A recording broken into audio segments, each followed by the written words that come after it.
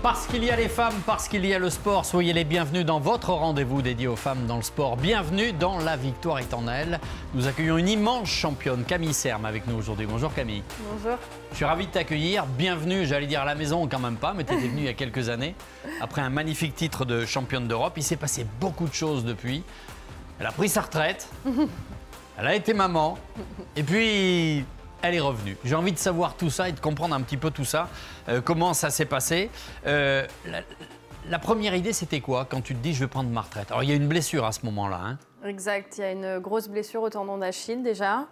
Et il y a aussi une fatigue mentale qui s'est installée depuis quelques mois. Je pensais vraiment revenir parce qu'il y a une première blessure au tendon qui apparaît en plein tournoi en Égypte, oui. Où on me voit du coup sortir du cours aidée, je ne peux plus marcher. Et à ce moment-là, je pense revenir et en fait quelques mois plus tard, ça recasse à un autre endroit. Et là, je me sens pas la force de revenir vraiment au niveau. Je me dis que je vais prendre trop de retard, donc je décide de mettre un terme à ma carrière. On rappelle qu'à ce moment-là, quand même, tu as eu des titres exceptionnels. Tu avais gagné le British Open en 2015, l'US Open en 2016, Tournoi des champions 2017-2020, ancienne numéro 2 mondiale, 6 fois championne d'Europe. À ce moment-là, tu dis « Waouh, c'est bon, j'ai fait ma carrière, c'est top. Vraiment, mon corps dit non, j'arrête. » C'est un peu ça. Le corps dit non, la tête est fatiguée, des routines, des hôtels, des voyages, voilà, la vie trépidante qu'on adore pendant un moment, justement, au bout d'un moment, elle est fatigante. Tu voulais être maman? Oui, donc il y avait ce désir-là aussi. Ouais. Exact. Et quand on est sportif de haut niveau, selon les disciplines, mais on va dire même d'une manière quasi générale, la grossesse, elle doit attendre. Et j'imagine que mentalement, c'est un truc qui est compliqué. Ah, tout à fait. Moi, ça veut dire que je mets ma vie perso sur le côté. Oui. Moi, c'était un désir depuis longtemps de devenir maman. Et je m'étais dit, si le squash passe aux Jeux à Paris, j'avais un peu un plan et voilà, j'avais décidé de peut-être calculer par rapport à ça. Sauf que c'est pas passé. Donc, mais ça passe pour Los Angeles 2028. Voilà. Est-ce que ça aussi, ça fait partie des éléments importants qui ont fait que tu t'es dit « I will be there ». Ouais. Honnêtement, si c'était toujours pas au jeu, j'aurais pas repris. J'aurais pas eu ce nouveau objectif. Puis c'est une préparation que je connais pas sur 4 ans.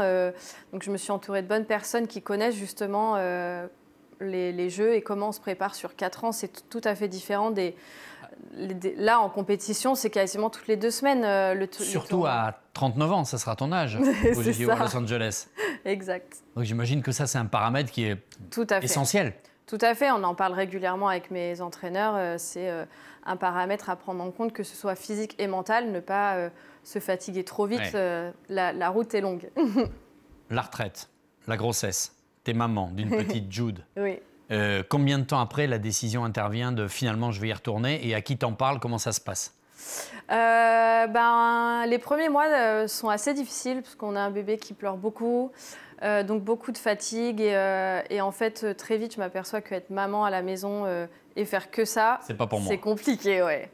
Donc dès qu'on trouve un moyen de garde, donc vers 5 mois, là on en parle avec mon conjoint parce que c'est forcément une grosse décision voilà, familiale et à prendre en couple. Et là, il me dit « Pourquoi tu ne reprends pas un peu la raquette pour voir si ça te fait plaisir déjà, les sensations ?» Et c'est vrai qu'à ce moment-là, je ne sais pas non plus ce que je veux faire d'autre. Je n'ai pas bien préparé mon après-carrière, en tout cas. Attends. Tu n'as pas bien préparé ou on ne t'a pas bien accompagné?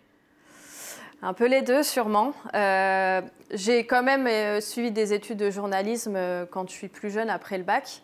Donc, je n'ai pas rien, j'ai un bagage, mais je ne sais pas vraiment ce qui me plaît autre que le squash. Je ne sais pas vers quoi je veux m'orienter.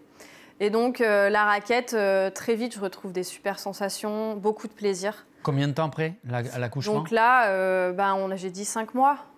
5 mois après, je me fais plaisir sur le court et en fait, on voit que ça revient vite.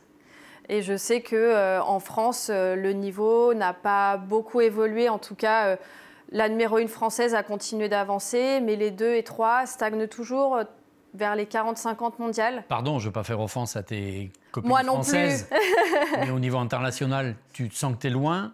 T'as régressé, entre guillemets? Bah, ça, je ne savais pas trop jusqu'en juin où, en fait, lors des phases finales du championnat de France par équipe, Ouais. je bats la 30 mondiale. Et là, c'est vrai que déjà, ça donne un petit avant-goût. Je me dis, OK, 30 mondiales, c'est quand même pas mal. Après, Numéro 30 mondiale qui est numéro 1 française. Non, là, c'était une galloise, pardon. Ah, OK. Voilà, OK. étrangère. Et après, j'arrive à me qualifier en septembre pour le tournoi de Paris, où là, du coup, je bats la numéro 2 et les 3 françaises. Et bon, dans le tableau principal, j'ai pas de chance, je joue la numéro 1 mondiale. Donc, en même temps, c'est un vrai test. Voilà. Donc, on voit les images, la marche est un peu haute, mais physiquement, je sais que je suis pas encore revenue à mon meilleur niveau. Parce qu'à ce moment-là, tu es combien post-accouchement? Ah bah là, j'ai repris tout en bas du classement, donc je crois qu'à ce moment-là, je suis 470. Non, pardon, le temps. Là, quand on voit ces images-là, tu as accouché depuis combien de temps? 11 mois. Okay. 10 mois. Ah ouais, c'est pas beaucoup. Hein. Ouais, elle n'a pas encore un an, notre fille. Mais par contre, je sens que dans le squash, je suis pas larguée, quoi. En tout cas, je me sens pas larguée. Physiquement, mentalement, tout ça. Voilà.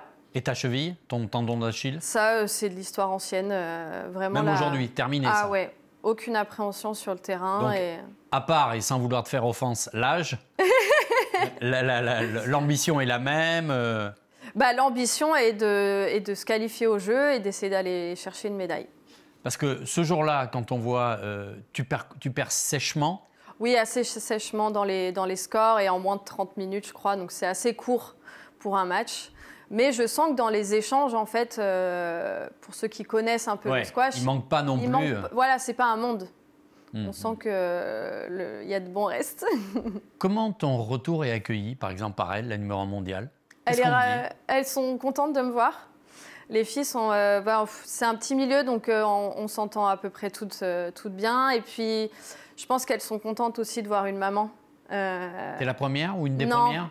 Je suis une des premières, mais elles ont une amie égyptienne justement qui l'a fait, qui est revenue top 5 mondial.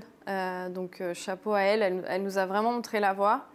Mais en France, je suis la première, donc il y a aussi un peu de ce challenge-là de montrer qu'une Française peut aussi y arriver. Tu sais Camille, quand je t'écoute, j'ai envie qu'on revienne sur le statut de la femme dans le sport de haut niveau. Oui. Qui est que, si tu fais un bébé, on verra si tu reviens.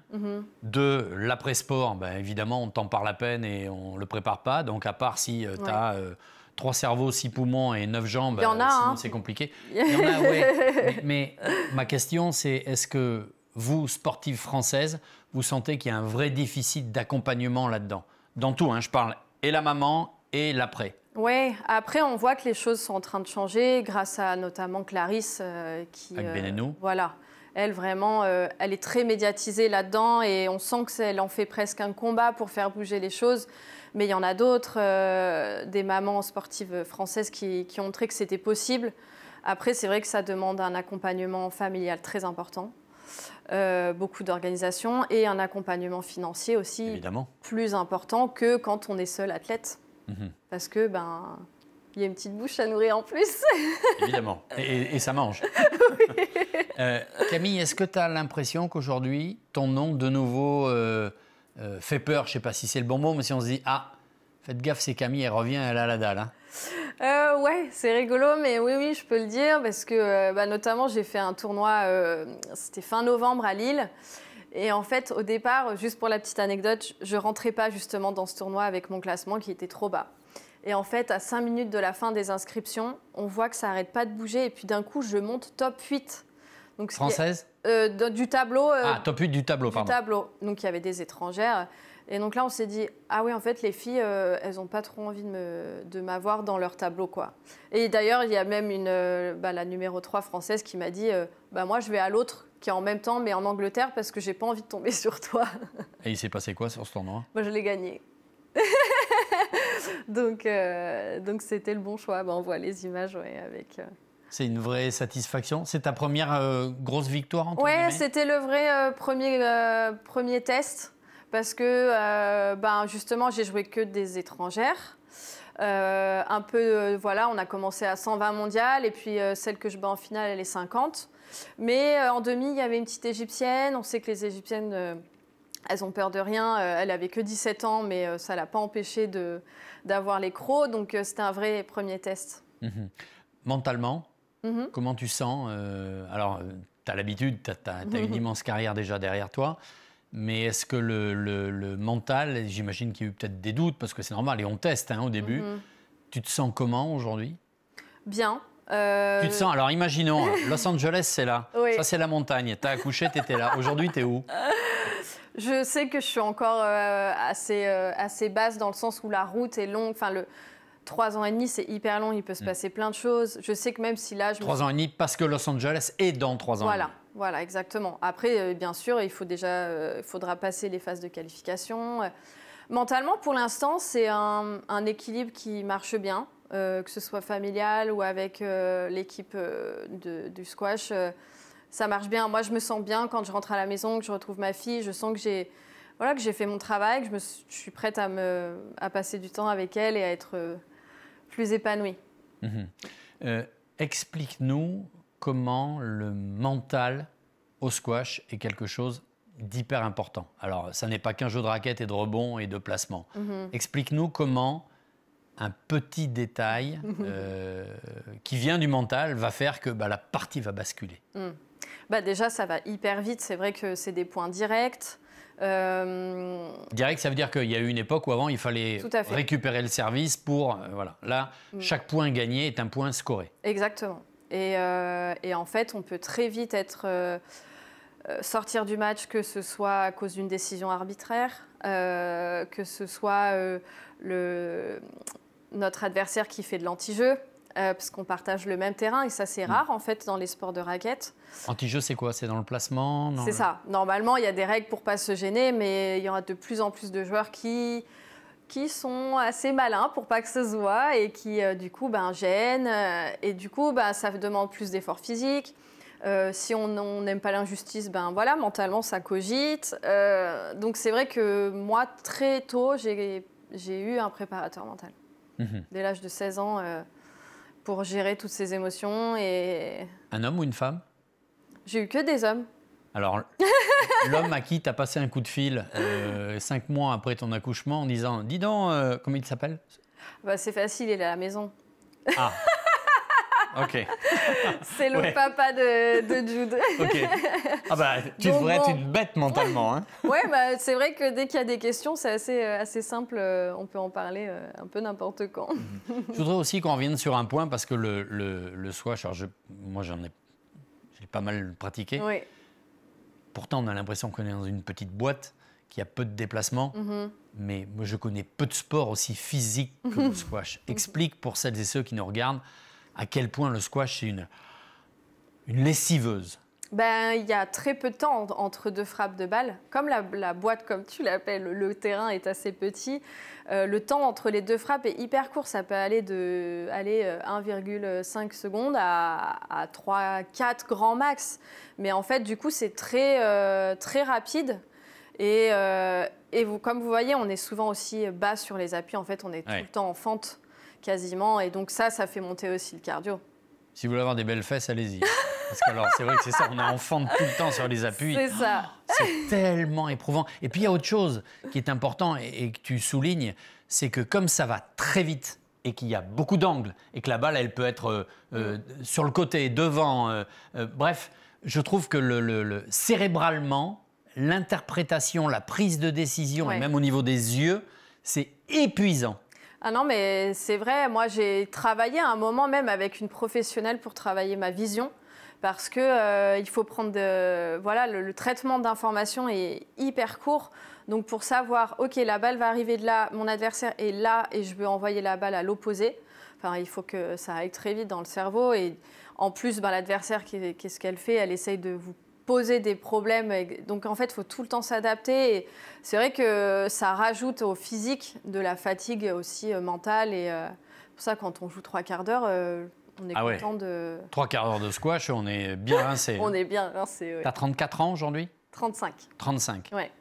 En quoi la préparation, après tout ce qu'on vient de dire sur le physique, notamment, en quoi ta préparation est différente de celle que tu avais à 25 ans?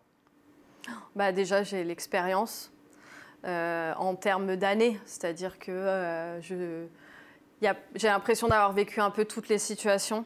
Par exemple, quand je joue la jeune égyptienne de 17 ans, il y a des moments de jeu que je connais et je me dis ok, pas de panique, ça tu connais, tu peux le gérer comme ci, comme ça. J'ai plein d'outils, que ce soit physique, mais même justement si le physique répond plus comme à 25 ans, ben, je sais que j'ai des outils mentaux et technico-tactiques. Donc je peux jouer sur plein d'autres points. En fait, j'ai l'impression que j'ai une palette beaucoup plus grande que quand j'avais 25 ans. Et ça, c'est génial. Ouais, bah, c'est ça aussi qui fait que je prends du plaisir. C'est un jeu extraordinaire. Extraordinaire. Pardon, je ne veux pas faire offense à celles et ceux qui pratiquent le paddle. C'est rasoir à côté. Mais c'est vrai, c'est un jeu. C'est vraiment un jeu. C'est un vrai jeu. Ouais, c'est hyper ludique le squash. Il y a tellement de possibilités. Une chose sur ta préparation physique. Oui. En quoi elle est différente? Qu'est-ce que tu fais aujourd'hui? C'est quoi? Tu joues combien de fois par semaine? Est-ce que tu as des séances de muscu? Qu'est-ce que tu fais? Eh ben, j'essaye d'avoir 5 fois par semaine une séance de squash. Et il y a une séance de prépa physique spécifique et une séance de yoga et une séance de pilates. Ça, c'est un peu ma semaine type. Ben, le physique, comme me le dit mon préparateur, dit de toute façon ton corps il se souvient de toutes ces années de travail. Il a de la mémoire. Voilà, et c'est vrai, hein, c'est assez incroyable. Justement à Lille, là sur le tournoi, certaines personnes qui me connaissent ont dit mais elle est aussi rapide qu'avant quoi. Et en fait, pourtant on n'a pas encore fait un vrai travail de vitesse. Mais en jeu, avec l'adrénaline et tout, ben, ça revient hyper vite, quoi. Quand tu as renoué avec la victoire à Lille, oui. Ça a fait quoi? Parle-moi de l'émotion. Et est-ce que c'est un truc, quand on a connu ça, est-ce que c'est quelque chose qui peut ne plus être dans la vie, entre guillemets? Tu commences à me dire, est-ce que cette satisfaction, ce plaisir, cette jouissance, cette euphorie de victoire, est-ce que tu te dis, ouais, bah, je veux peut-être vivre sans? Honnêtement, oui. Parce que moi, le fait d'être devenue maman, c'est une joie incomparable. Donc maintenant, il y a notre fille qui fait qu'au quotidien, tous les jours, il y a des bonheurs qui remplacent cette euphorie. Après, oui, je ne vais pas cacher que c'était énormément d'émotions à Lille. En plus, il y avait mes 2 entraîneurs, donc Philippe et Fred, qui étaient là, qui me connaissent depuis toujours. Il y avait mon papa qui était là. Et en fait, ce qui est plaisant aussi, c'est de voir les sourires et le plaisir que je peux donner en fait, à travers mon jeu que je procure aux gens. C'est partage. Exactement. Ta fille a quel âge? Bientôt 15 mois. Elle vient te voir de temps en temps? Un petit peu, ouais. Aujourd'hui, ton classement mondial, c'est 108. C'est quoi les caps jusqu'à Los Angeles? Puisqu'on l'a compris, hein, c'est les Jeux de Los Angeles en 2028, l'objectif. C'est ça. C'est quoi les objectifs? Quels sont les paliers? Comment j'imagine que tout ça est un peu anticipé, ou enfin espéré en tout cas. Oui, ben là, en 2025, j'aimerais bien revenir top 50. Je sais que le niveau, je peux l'avoir, je l'ai montré déjà. Après, c'est un espèce de calcul de points pour rentrer dans les tournois et gagner des compétitions qui justement me ramènent assez de points. Donc c'est un peu de mathématiques, mais voilà, on sait que le niveau il est là. L'objectif, c'est aussi pas justement brûler les étapes, pas se fatiguer trop physiquement et mentalement pour durer dans la longueur en fait. Donc 2025 top 50. Ouais. 26, 27, 28. Et ben remonter en 2026, ce serait top 30. Et puis après, d'ici là, on saura aussi quelles sont les phases qualificatives pour les Jeux. L'hypothèse que tu ne sois pas qualifié, elle existe ou pas? Bah oui, parce qu'il ne faut pas se voiler la face. Après, c'est pas quelque chose à laquelle je pense. Même si je ne cache pas que cette fois, j'ai l'impression de profiter aussi de ce moment pour réfléchir à ce que je veux faire après. Et on arrive à tout cumuler? Maman, sportive de haut niveau, préparer l'après? Ouais, pour l'instant. Pour l'instant, avec l'aide aussi des grands-parents et tout ça, mais pour l'instant, ça rentre. Explique-moi actuellement dans le top 30 mondial, qui serait l'objectif des deux dernières années avant Los Angeles, il y a combien de filles qui ont plus de 35 ans? Ah, 2. Non, je ne suis pas en train de... Non, donc, mais... il y en a. Il y en a. Ok. Il y en a qui étaient des numéros 1, qui étaient des... C'est quoi leur profil?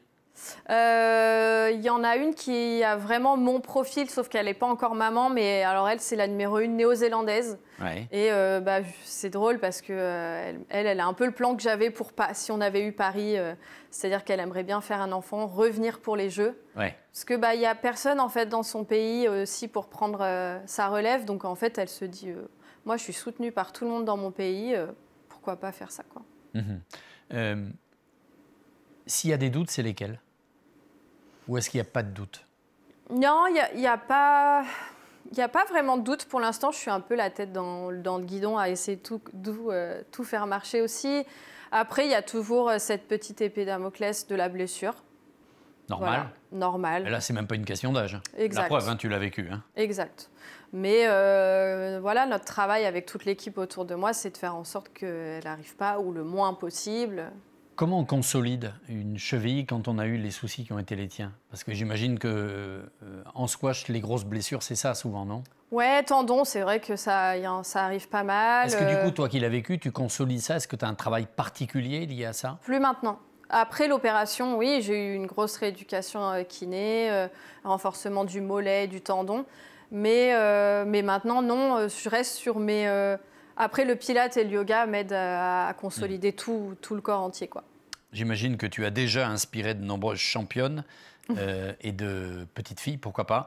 On va en parler dans Sacrée Championne tout de suite avec Au Féminin.